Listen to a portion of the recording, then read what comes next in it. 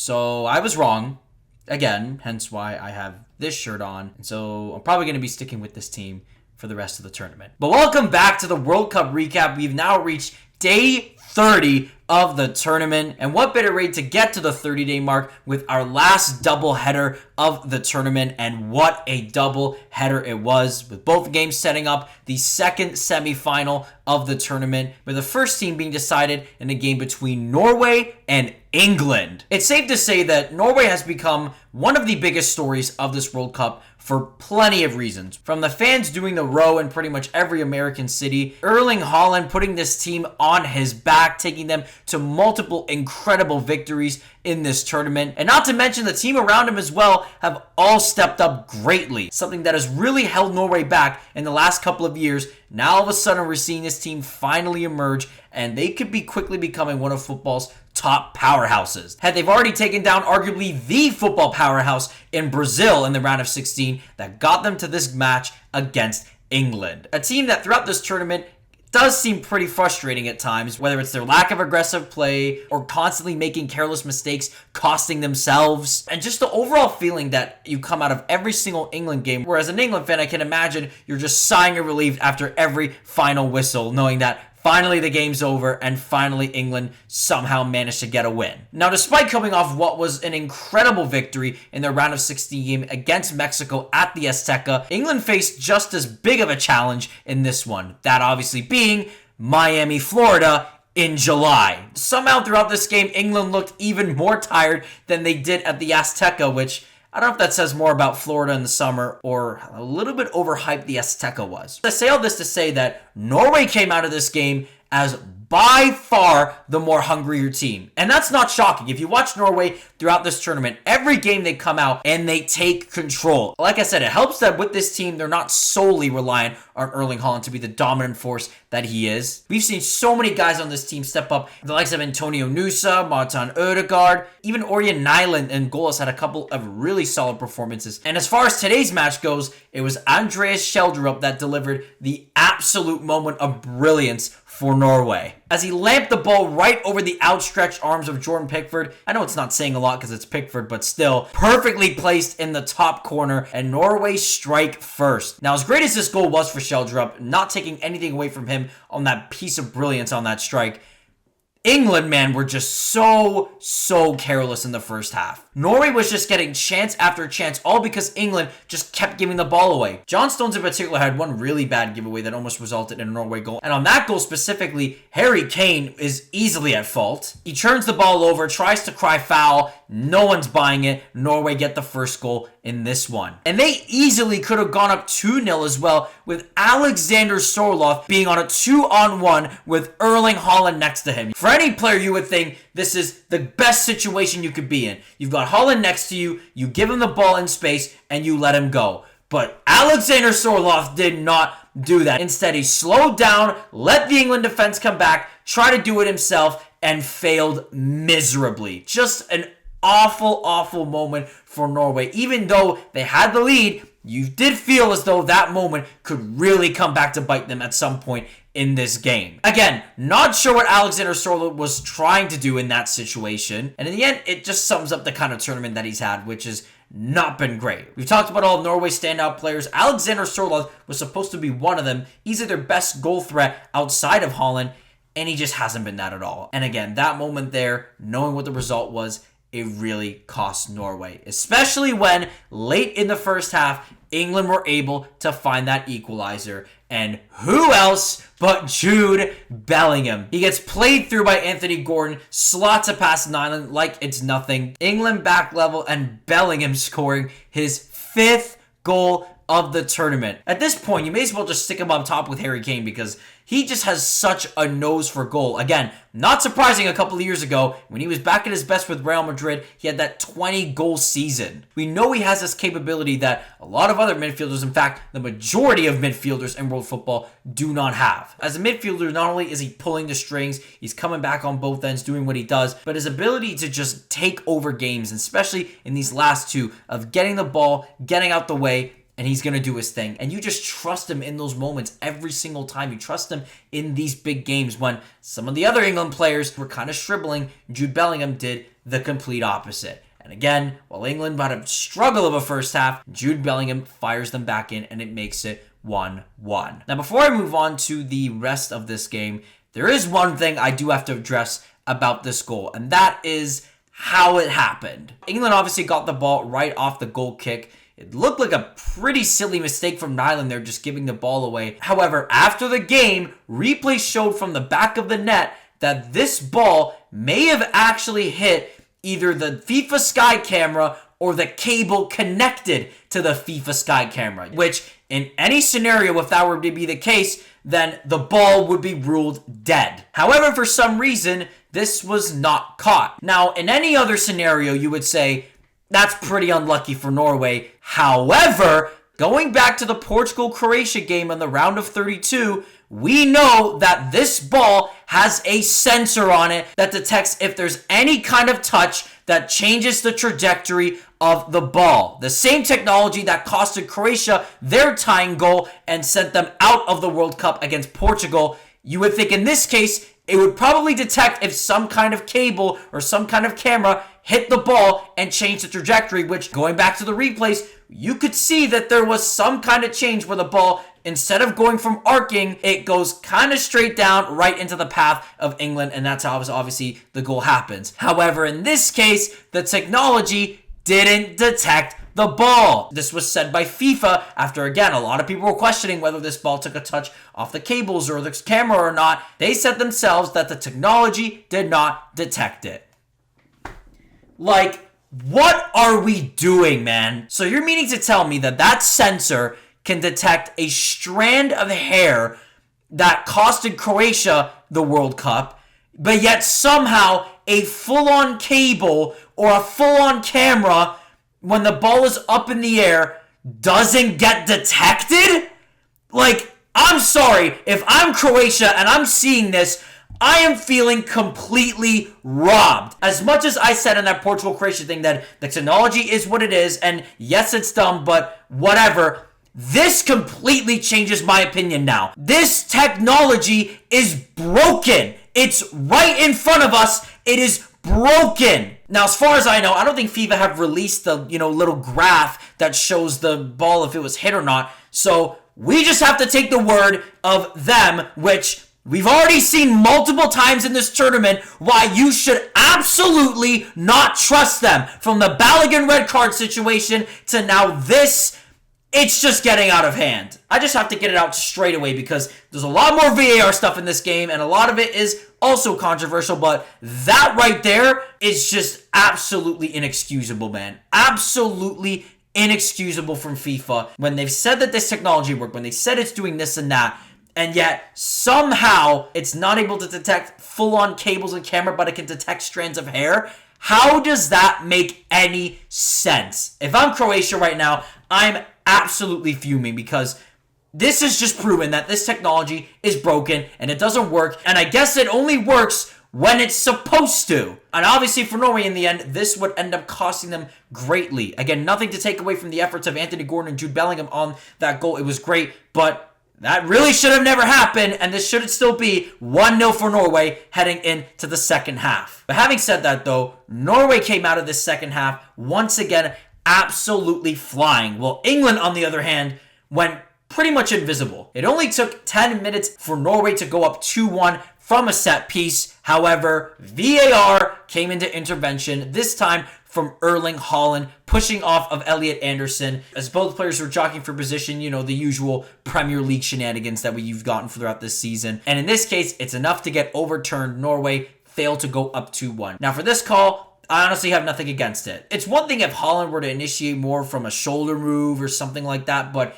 it's a clear two-hand push. Whether Elliot Anderson goes down easily or not doesn't really matter too much in this situation. The mechanism is definitely enough to cause a foul in that situation. Again, some would say it's harsh, but honestly, that should be called a foul and an obstruction and could disallow a goal. I'm okay with that completely. But as I said, even with that, Norway in the second half were running rings around England, man. I've never seen England look so sluggish in any knockout game over the last couple of years, man. This was just not good from them. There was not a single point in that second half, apart from when Saka did that late move and tried to pull it across to Eze.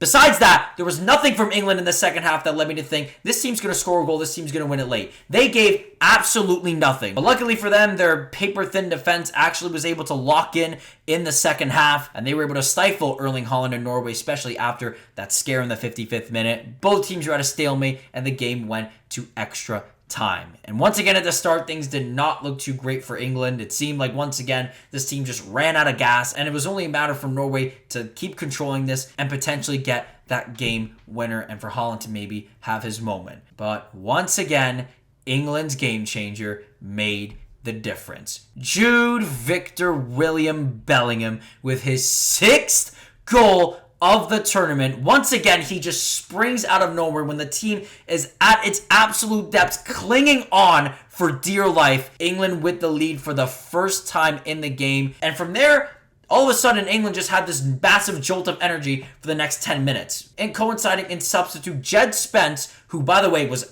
absolutely flying today. He was sensational off the bench, darting around the Norway defense, and he ends up drawing a penalty. On the surface, this seems like your pretty standard penalty call. And a lot of the Norway players were pretty much accepting that this was the call. England will probably go up 3-1, and that'll be that. Right? Once again, VAR emerged. At first, I was very confused since this, again, looked like a pretty clear penalty, and anytime that referees go to the screen, it means there is something concrete to look at. And in this case, it was Jed Spence obstructing his man, getting in front of him, and going down as a result of both players kind of fighting for the ball. Listen, I'm not a total fan of the explanation that they gave. After seeing the play over and over again, I can completely understand the argument to not really give a penalty there for not necessarily that sense, but just for the fact that Spence goes down maybe a little too easily. But there definitely is a case for the Norway player to get in his way. That's definitely one of those 50-50 calls. In the end, with what, again, the referee ruled as Spence obstructing his defender, getting in front of him and putting his leg in front to draw the penalty, he wouldn't get the penalty. Norway breathe a huge sigh of relief as they have 15 more minutes to salvage their World Cup. However, unfortunately, they would be without their main man for that period of time. Erling Haaland gave 105 minutes, but he could not do it for much longer. And from there, Norway seemed pretty dead. With Haaland not out there, a goal just seemed pretty unlikely, and in the end, Norway would not get that moment. England, once again, just managed to hold on and advance to the semi-finals. Now, before I get too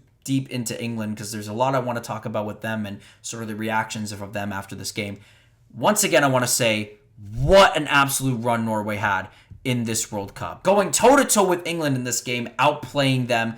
Obviously, they got their big wins against the likes of Brazil, Ivory Coast, Senegal. Absolutely incredible tournament from these guys, making history for their country. Again, this was Norway's first international tournament, let alone World Cup, since 1998. And regardless of where this team goes over the next couple of years, I mean, the hope is that they end up getting better from this. But even if they don't, this World Cup will go down in their team's history. What a success this was for them. Again, Erling Haaland finishing this tournament with 7 goals. Obviously wasn't able to get one today, and a great job to the England defense for holding him down. And a game like this definitely showed that Haaland, as great of a player as he is, still has his drawbacks. Like many top strikers on occasions, when he's held down, he's not really adding much to the team. The same could also be said for Harry Kane, but he's not the one that crashed out in the quarterfinals. So regardless, amazing stuff from him. Amazing stuff from this Norway team. Again, so many brilliant players that have absolutely made their name for this team in this tournament. Once again, Andreas Schjelderup, what an absolute finish he had today in this one. Martin Odegaard as well, just such a great support piece in that midfield, linking up the attack. He had 4 or 5 assists in this tournament. He was so quality. The defense actually managed to not be a significant weakness for Norway like many people thought they would be heading into this tournament. They've held things down very well. As did Orjan Nyland, who's similar to Le Mans yesterday. He had the save in his hand, bobbled it, and that's how it obviously came to Jude Bellingham, who scored the winner. But even with that, I don't think that takes away from how quality he was in this tournament, especially in that Brazil game, man. He was just on one in that one. This team's got a ton of talent going forward, man. Again, Norway's going to be in for something really special these next couple of years, but even if they don't, they will have this World Cup to look back on for the rest of time. But I want to switch things over now to England because a lot of the reactions coming after this game were very interesting. First, let me just reiterate that England got out by the skin of their teeth once again, and this wasn't like the Mexico game where it was kind of all hands on deck. They had to go out and really take it for themselves. And once again, it was individual brilliance that got them out of almost disaster. Harry Kane came through in the DR Congo game, and now it's been Jude Bellingham in these last 2 games. So while England have been getting the results and found themselves in another World Cup semifinal, their performances have definitely left something to be desired. Having said that, if you would have listened to the media's reaction, and when I say the media, I'm talking about their own media, the criticisms that they had, and the kind of questions that they were prodding guys like Thomas Tuchel and Jude Bellingham and the rest of the team. If you would just listen or heard all of that without actually knowing the result of this game, you would have thought they lost 3-0 today. Genuinely, you would have thought this team put on an absolute stinker performance. They crashed out of the World Cup and they deserve to be absolutely canned. However, they won. They're advancing to the World Cup semifinals, and yet somehow everyone is still complaining. Look, I get there is some right, and I'm not saying that it should just be all positive, whatever. There is some right to say that this team was not good enough today, and they, again, got out of the skin of their teeth against a very strong Norway team. Again, we shouldn't be discrediting these teams, man. I get that people are saying, oh, it's easier opponents and stuff. These teams England should be beating handsomely, but they've beaten a DR Congo team that gave Portugal a 1-1 draw. They beat a Mexico team in the Azteca, a place they hadn't lost since 2013. They never lost in the World Cup. They never lost just twice in 88 years. They beat them in that stadium. And then a Norway team today coming off big win against Brazil. You do not want to take them lightly. And they managed to win that game while shutting down one of the most informed players, if not maybe the most informed player at this World Cup. They did that, and yet somehow it's not enough. For example, Thomas Tuchel in his post-game interview was pretty blunt, saying that the performance wasn't good enough, there was a lot of technical mistakes, and they were lucky to get out of this one with the result that they did. However, in that same interview, he was questioned about the team's mentality, whether that was the case for their bad performances. And Tuchel went fully back at him, rightfully so, because mentality, like he said, has been the only reason why England have been getting through these knockout stages the way that they have. And that is one thing that I've credited England for that in their last game against Mexico, and I will give credit to them once again for that today, particularly from Jude Bellingham himself, who came through once again with the 2 goals to lead his team through. Just sensational stuff from him. And again, that defense, even though they looked very shaky in the first part of this game, they locked in, especially after that corner goal from Norway, and they were able to shut them down. But again, throughout this interview, he just kept getting questioned about mentality is the mentality. And he's like, no, it's not the mentality that is the problem with this team. And again, the pressure on this team, the pressure on these players, it is absolutely insane. I would go as far as to say that outside of Brazil, I don't think any other country faces the kind of pressure to perform at a World Cup like England. And it's funny because when you compare those 2 countries, it's for obviously 2 different reasons. Brazil's case is because they have the most World Cups ever and they're expected to finally deliver another one. For England, it's the fact that they haven't won a World Cup in so long, and it's only a matter of time before they could finally win another one, which this team is on the verge of doing. And it's not like the other teams around them have been performing much better. We've seen Argentina, Spain, and France individually go through their little scares and struggles throughout the tournament, but yet they've all ended up at this point. And for a reason, not because they're just supremely talented, although that does very much help, but their mentalities of getting out of these situations, you got to commend them for it. And you got to commend England in this case. And I want to bring up Jude Bellingham once again because the post-game just, man, the same guy that interviewed Thomas Tuchel interviewed Bellingham, and he was being extremely messy. He just straight up went up to Jude and was like, so Tuchel thought you guys were not good enough today. How does that make you feel? And like Tuchel, Bellingham gave a pretty honest response saying that his manager does not know what it's like to be playing in these conditions,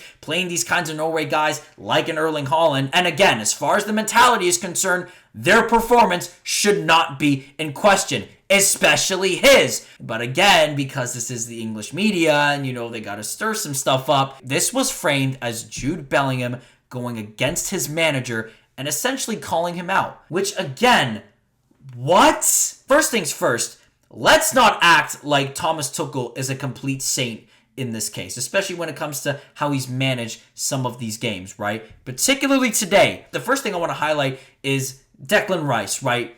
Coming into this game, he was clearly not 100%, whether it was the back and hamstring stuff, but also the illness that kept him out of training for an entire week, and yet he still started, which I think was the wrong decision. And it was clear to see that Rice was not fit to go out today. And England obviously made that change early in the second half, but instead of doing a straight up mid-for-mid swap, getting Kobe Mainu on the pitch, a guy that can hold it down alongside Elliot Anderson and that double pivot in the midfield, he decides to bring on Eze, and to no one's surprise, England completely lost control of the game. Not that they had too much control of it in the first place, but whatever much they had, they lost it completely because they were essentially putting everything on the back of Elliot Anderson, who's had a good tournament, don't get me wrong, but still, he's still a very raw player when it comes to being a part of this England team. To put all that responsibility on him was not the right move, and it almost cost him greatly there. Also, waiting until the 90th minute to bring on Morgan Rogers. I mean, he was the one that took the shot that set up the second Bellingham goal,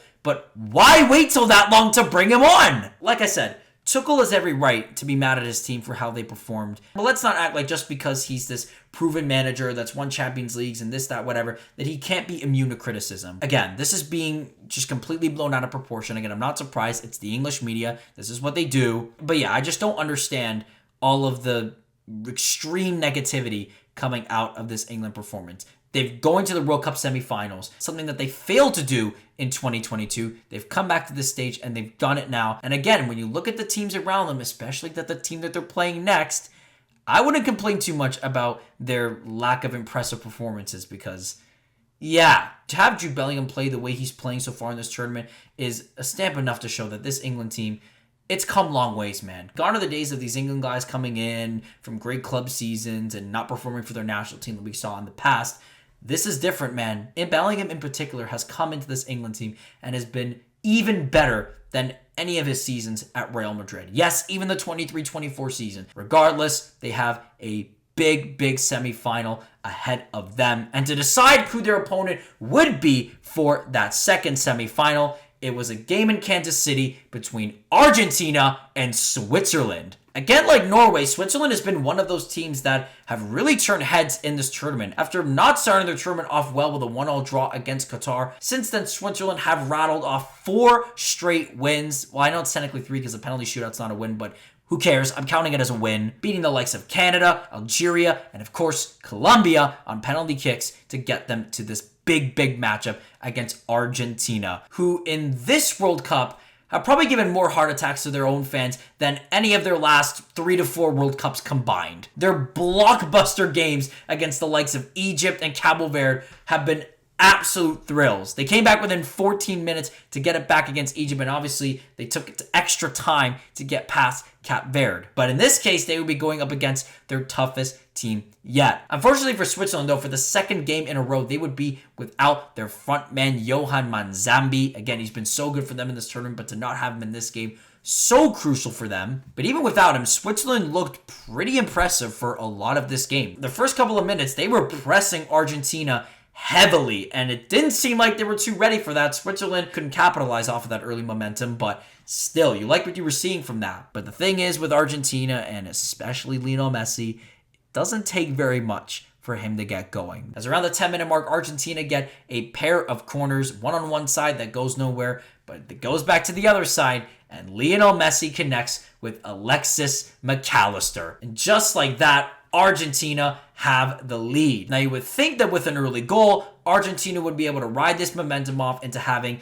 a spotless performance, would not need extra time, would not need any of that to settle this one, and they'd be able to breeze past Switzerland like I thought they would. But not really, as once again, Argentina struggle to have a grip of these games. I just don't understand what happens to this team. It doesn't matter if they go up 1-0, down 1-0, or if it's just 0-0. This team, in any normal sense, in any normal sort of flow of a game, they've just not looked any kind of convincing. They constantly lose the ball. They constantly succumb to pressure. They just allow teams to pass the ball, run the ball. They don't convince you as the kind of team to lock an attack down. They just don't. And while that was one thing I did worry about with this Argentina team heading into this World Cup, I didn't think it would be this exacerbated, man. And that's what's honestly really holding me back from saying that this team could win back-to-back World Cups. As good as they've done to obviously get to this point, you have that feeling that if they play a team that does have danger guys in those attacks, which is obviously going to start to be the case, they could really, really fold. And again, luckily for them, they didn't have to face Switzerland's most dangerous attacker in this one. Switzerland unable to get anything going in the first half. It remains 1-0. But once again in the second half, Switzerland push onwards. With Dan N'Doye seemingly having chance after chance after chance, but he just kept not shooting. It was so bizarre. Like, Switzerland were creating good counters, they were creating good chances, but every time Dan N'Doye had the ball in their box, he just refused to shoot it. It was so frustrating, man. Like, he just takes the touch, allows Argentina's defense to get back. On another play, he had plenty of space in front of him. He just gives it to the guy right next to him. He does whatever with it. Like, my guy, just shoot the ball. But thankfully for Switzerland, he finally took that advice, as finally in the 67th minute, after getting a ball from Ricardo Rodriguez, he slots it past Emi Martinez, and it's a 1-1 game. Once again, Switzerland, they're making this very, very interesting here, and with the momentum that they've had throughout the second half, you felt like if Argentina didn't do something or get something, that perhaps their time in the World Cup could be over. But then a few minutes later, VAR, it's back in the picture. And once again, Argentina are in the beneficiaries of this, as what was initially called a Leandro Paredes foul on Breel Mbolo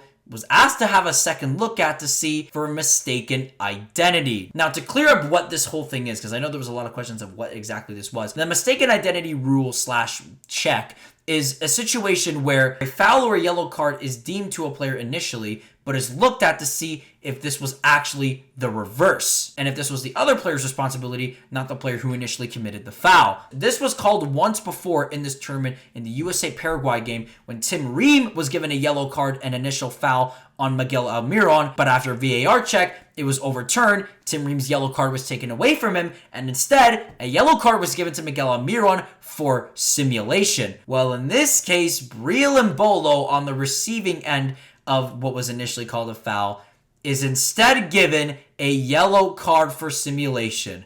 Unfortunately for him, he already picked up a yellow card in the first half for, funnily enough, a challenge on Leandro Paredes. And so just like that, after Switzerland with all the momentum in the second half, scoring that goal and potentially putting all the pressure on Argentina, they have to see their striker get sent off and they're down to 10 men. Game-changing moment right there. And instantly, the Switzerland team was completely up in arms. And the main sentiment that they ended up sharing after, and what a lot of fans shared after, was the second yellow called to Mbolo to get him sent off was incredibly harsh. Unfortunately, though, that's just how the rule is. The issue with this particular ruling is that there's pretty much only one outcome that could come out of reversing the call, and that is the yellow card being taken away from the player that was initially called for it and given to the other player, meaning that there was no scenario in which Paredes' yellow card could have been taken away and Mbolo, despite the simulation call, would not receive a yellow card. Again, to me, there should definitely be a lot more ambiguity with a rule like this as far as the potential outcomes, because at the end, again, there's only two things. It's whether nothing happens and we all just move on and the yellow card's given, whatever, or the roles get reversed and the other player gets the yellow card. That's that. There's no taking yellows, whatever. That's just how it is. Again, very, very unfortunate for Switzerland and very unfortunate for Mbolo. While, yes, he was going to the ground before Paredes even clipped him, it is still just such a disappointment for Switzerland, who, once again, before that red card, they were absolutely all over Argentina, man. But from there, the game just changed. However, credit to Switzerland's defense, though. They managed to hold on for those last 20 minutes. And even more so, I was convinced that this game was going to go the distance. 90 minutes going into extra time. First half of extra time, it was still 1-1. I'm thinking the longer this game goes on, Switzerland have a chance. They're just shutting down Argentina to the absolute most. And you really felt like it was only going to take something absolutely brilliant to get either one of these teams, but especially Argentina, through to the semifinals. And fortunately for Argentina, they got that moment. But crucially, not from Lionel Messi. Instead, it was his forward partner, Julian Alvarez. After going scoreless in the first 5 games of this tournament, Alvarez finally got his moment to shine, scoring his first goal of the tournament in the 112th minute. And my God, it was an absolute belter. This was shades of Cabral on that shot, man. Just curling it perfectly right over the outstretched hands of Gregor Kobel into the top corner. Argentina going absolutely mental. They take the 2-1 lead. From there, Switzerland try to throw everything at them, but once again, Argentina with the man advantage were still fully in control, and then obviously in the end, Lautaro Martinez capped them off on the counter in the 120th minute. Argentina take the 3-1 win. Again, another big scare. This game nearly going the distance, but they just avoid that thanks to, once again, a moment of absolute brilliance from someone finally other than Lionel Messi and Julian Alvarez, as Argentina booked their spot to the semifinals, where they will obviously be taking on England. And what an interesting matchup this is, man. Two teams that have not looked too convincing in this tournament and have only really gotten themselves to this situation based on their mentality and their individual brilliance. And I have a feeling that this next matchup is also going to come down to that. Whether we see Messi and Alvarez step up to the moment, or if Harry Kane and Bellingham can get back going together, I honestly see this being an absolute cracker of a semifinal. These teams are obviously pretty familiar when it comes to facing off at the World Cup. So many iconic moments from these games. Obviously, Maradona in 1986, scoring 2 of what I would say the most iconic goals in World Cup history for